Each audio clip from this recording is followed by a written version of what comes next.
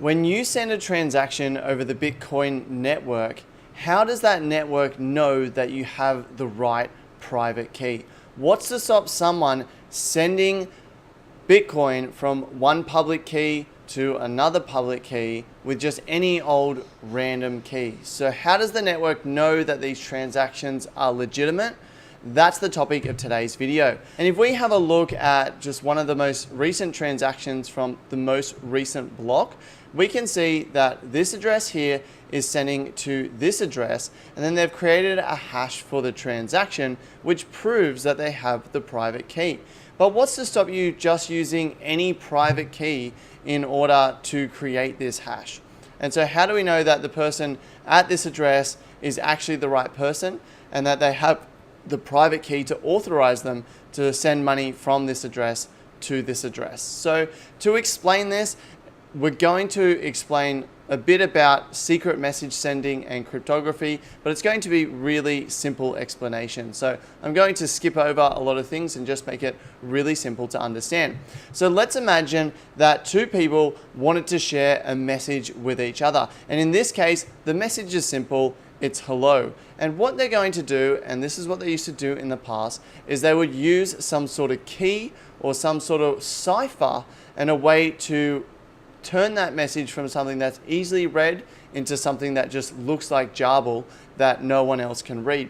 And so in this case, our key is just shift one forward. So this means for each letter, we're just going to move one letter forward in the alphabet. So H becomes I, we can see over here, E becomes F, L becomes M, and that's twice, and then O becomes P.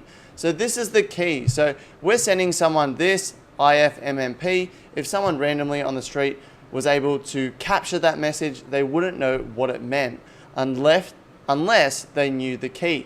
Now in this case, the key is pretty simple, so I'm sure a lot of people could break that.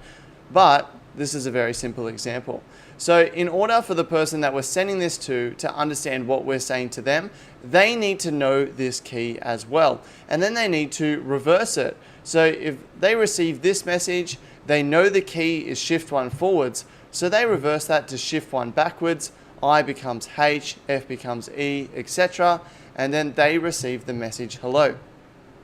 So this is what they used to do in the past, but the major problem with this is that you both need to know the exact same key.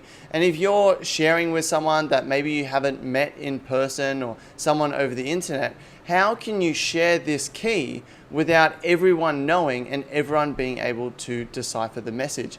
So the way they solve this problem is with cryptography and using two separate keys. So in this case, you've got key one, which would encrypt the message, and it's done in such a way that only key two can decrypt it. So key one and key two are related to each other.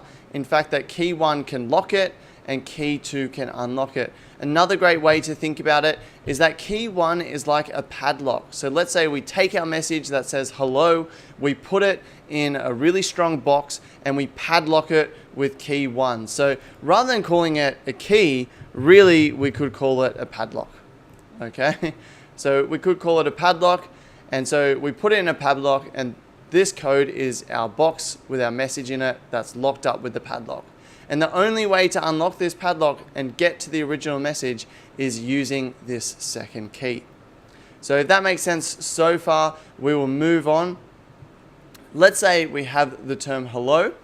What we would generally do is we would send out our public key to the entire world. So we would take this public key, we would post it everywhere, all over the internet. Everybody knows our public key. All the people of the world know our public key. That's fine. So now, if anyone wants to send me a secret message, they've all got my public key. So anyone has it, that's fine. So let's say my dad wants to send me a secret message, or someone, a prince from Nigeria who wants to send me $7 million. He wants to send me a secret message about that $7 million. Well, both of those people can take that public key and use it to encode their message to me. So they take my public key and they encode it and they send that over the interwebs, and anyone can see this encoded message, but no one knows what it means. And because it's created in such a way that only the private key can unlock that message, and I'm the only person who has that private key. No one has that private key, and you can't work out that private key either. You would basically just have to continually guess to try and work it out, and they're created so they would take millions and millions of years in order to figure it out, even with highly advanced computers. So anyone uses my public key to encrypt a message to me, it gets encrypted, no one can read it, and then I use my private key to decrypt it and to read the message. So I can read a message from my dad saying, do you want to go out for coffee tomorrow morning? Or I can read a message from the Prince of Nigeria telling me that I've won $7 million and he wants to send it to me if I'll only send him a couple of $1,000s to release the funds. Seems legit. Okay, so how does Bitcoin take this technology and know that you have the rights to those particular funds? So the Bitcoin takes this technology and reverses it. So rather than me sharing my public key with the world, and if someone wants to send me an encrypted message, I can decrypt that with my private key. It works the other way around. And so what happens is, yes, everyone knows my public key, that's fine. But what happens is I take a transaction to say that I'm going to send it from my wallet address to this other wallet address, and then I go ahead and I encrypt it with my private key. So I encrypt that transaction with my private key, and so that proves that I have the private key.